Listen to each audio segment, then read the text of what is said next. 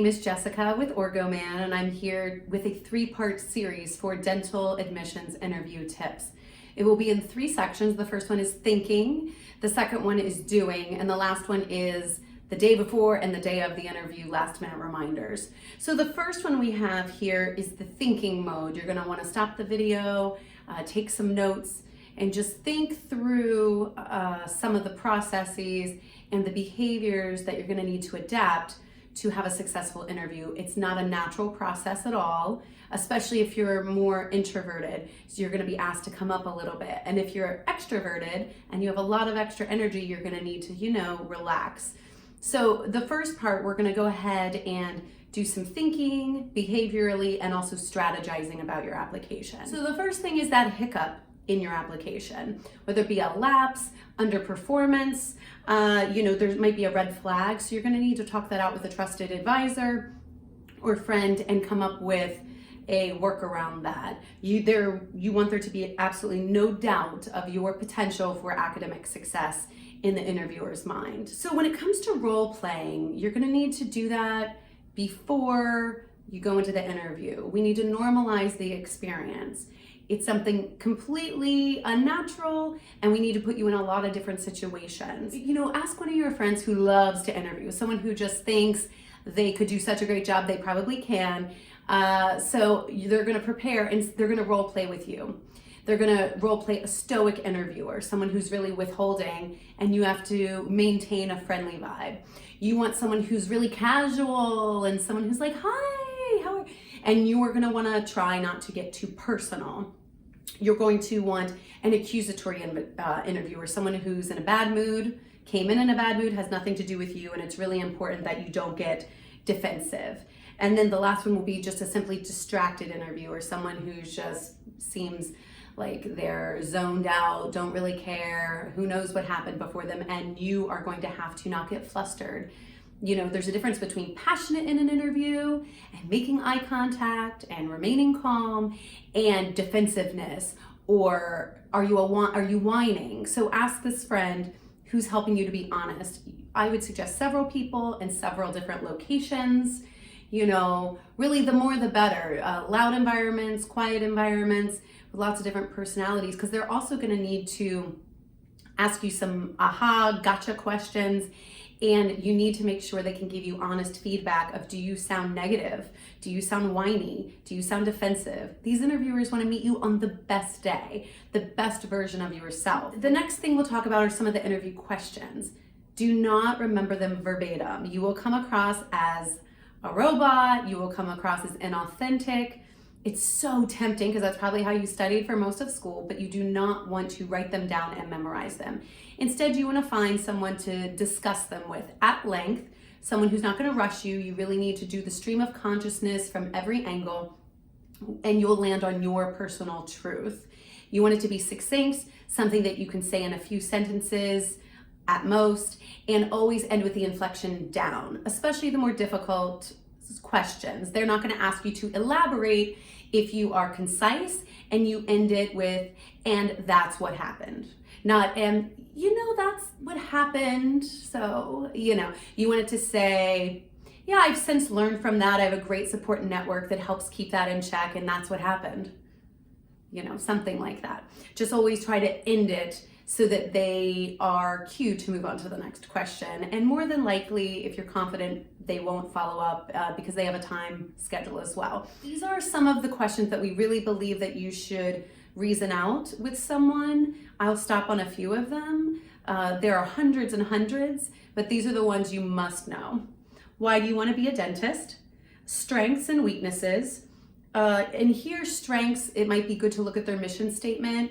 We're not trying to tell them what they want to hear, but we do want to highlight any strengths that you have that might be directly specific to the culture of the school you're looking at. As far as weaknesses, you have to have one, but you want to pick one that's not necessarily bad. So say you're a perfectionist or you struggle with work-life balance, but also reassure them with a sentence that you have overcome this, or you have systems in place to help minimize this, and that you're really proud of yourself for doing that. Something like that. Tell me about yourself. What would others say about you? What is your support group network like? They want to make sure emotionally you're able to handle the course load and the change, and that you don't have a million other obligations going on in your life, and that you have support to help you keep a cool and focused first year and onto the rest of your academic career. What in life are you most proud of? What is your largest setback and how did you overcome it? What was the most difficult ethical dilemma you've been posed and what did you do? Now on this one, you have to pick a side. You want to pick a side, but don't be judgy. Don't be judgy and negative. It's very tempting, or defensive, but you will have to pick a side ethically. Why do you want to attend our dental school? What is a typical day of the first year dental student, and how will you adjust? That has been asked before. So talk to a first year student, find out what it's going to be like, and have an answer prepared for that. What did you do to prepare for the DAT, and are you happy with your score? What are you most passionate about in dentistry? What are you most passionate about in life? Remember, this can be values, this can be hobbies or causes. It can be, I'm very passionate about work ethic, I'm very passionate about family, I'm very passionate about inner city, education, things like that. What book have you read recently that you would recommend? And if you haven't, find the Cliff Notes, ask a friend for something that you feel like resonates with you. The best dental trend you've noticed lately. And for that week before, make sure you're up on current events, read the news and know what's going on. If you are asked at the end, do you have any questions for me? You must have a question. And my recommendation is to focus on 3 things. That's to focus on your passions, a cause, or about the school in general. So you could say, I'm very passionate about, let's say implants. I'm very passionate about implants. Will I be able to get exposure to that in your program? Or how will I get exposure to that in your program? So fill in a passion specifically in dentistry that you have. Or a cause. I've seen videos of dental students going to Haiti and working with children. Is that something your program might have an opportunity for while I'm there? So a cause, it can be any cause. And then the other would be the school itself. I've heard wonderful things about your program as it pertains to, would you elaborate on that for me? Could you tell me more about that? As far as some more thinking and perceiving part of your preparation, it would also be body language. You're going to need to record yourself and that same friend that's helping you. You have to get honest. Are you saying Are you looking around? Are you tapping your foot? Are you twirling your hair? You don't want to be a robot, but you need to be composed and grounded in yourself. You need to have your eyes need to be alive, smile whenever possible. And get rid of those tics. If you speak too much with your hands, you're going to need to watch yourself and give yourself feedback or the feedback of your advisors. Another pre-thinking item that you'll need to do is you need to go to each school and create a custom packet for each interview.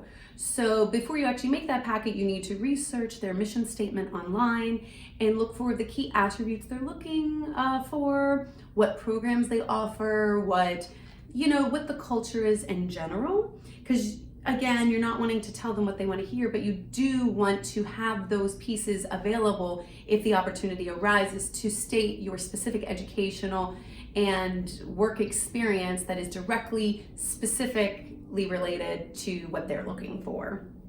Try to get a differentiating aspect for each school so that you can go in with a focus that if this comes up, or maybe I can drive the conversation to that differentiates you and makes you uniquely an awesome choice for that. I want to know, depending if you do one-on-one or group interviews, it's just helpful to think about what your learning style is, what your personality is, what your role is in group dynamics. So if you are in a group, you're able to settle into your role and then blossom, come out of your shell a little bit. If you're a thinker, you'll want to engage. If you're a leader, you're going to want to make sure you empower others around you. It's all about moderation, and being passionate without being dominant. What relaxes you? What grounds you in the moment? What puts you in an amazing mood? So just be thinking and brainstorming some of these things, because before your interview, you're going to want to have your favorite music, your favorite food. You're gonna make a call with your favorite person that has 0% chance of going awry. Maybe you like comedy clips on YouTube, because so much of this brainstorming is trying to find out who you are, how you present yourself, to better that, and to really take actions to put yourself in the best mood so you can present the best version of yourself on the best day possible. So the next video we'll talk more about the execution, the to-do, the checklist of things that you'll do. So watch this video, take some notes, think about it. If you need any extra help, we're available to coach you, so you can inquire about that as well. Sometimes it's helpful to have someone to dialogue with to find some specific attributes about yourself and be able to highlight those when you're on your interview. So good luck, and we'll see you in the next video.